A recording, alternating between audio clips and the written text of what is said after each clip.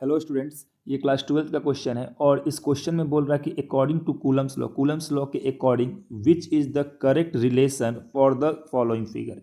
ये आपको फिगर दे के रखा हुआ है और बताना है कि इन चारों ए बी सी डी में से कौन सा आपका रिलेशन करेक्ट है। तो ध्यान से देखिए, पहले हम फिगर को देखते हैं। फिगर हमको ये बता रहा है कि जो ये चार्ज Q1 है इस पे अंदर के डायरेक्शन पे फोर्स लग रहा है, ठीक है। और जो दूसरा चार्ज Q2 है इस पे भी हमारा अंदर के डायरेक्शन में फोर्स लग रहा है, ठीक है। अब दोनों फोर्स एक दूसरे के ही साइड आ रहे हैं तो हमारा फोर्स कैसा हो जाएगा? अट्रैक्टिव हो जाएगा। कैसा फोर्स लग रहा है इन दोनों के बीच में? अट्रैक्टिव फोर्स लग रहा है। अब आपको बताना है कि अगर फोर्स अट्रैक्टिव लग रहा है अकॉर्डिंग टू दिस फिगर तो इन चारों में से कौन सा रिलेशन सही होगा।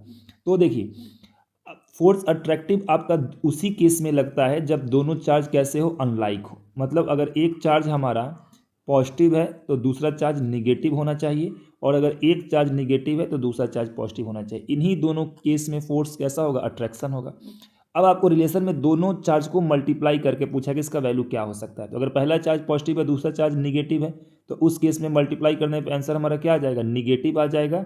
या फिर हम इसको बोल सकते हैं कि जो दोनों चार्ज का जो रिलेशन आ जाएगा वो हमारा लेस देन जीरो आ जाएगा। Negative value less than zero ही होता है। इसी तरह सेकंड केस को मल्टीप्लाई करें तो हमारा आंसर क्या आ जाएगा? निगेटिव आ जाएगा।